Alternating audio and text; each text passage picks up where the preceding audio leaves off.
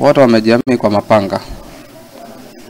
Wakanipokonya simu, viatu na pesa kadhaa. Akaweza kunikata kwa kichwa, mkono ni both side, na hizi vidole, alafu na kwa bega huku. Jana nilivamiwa saa 8 usiku wa pali yangu wa kazi na vijana 15.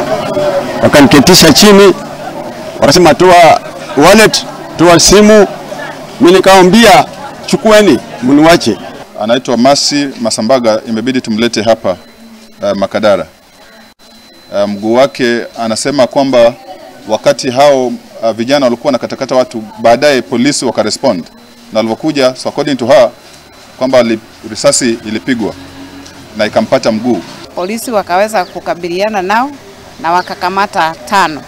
Kwa hivyo 5 watu majambazi 5 wako ndani ya wako mikononi mwa polisi, na maofisa wa uchunguzi wa jinai wanashughulikia. So natarajia by tomorrow watafikishwa kotini.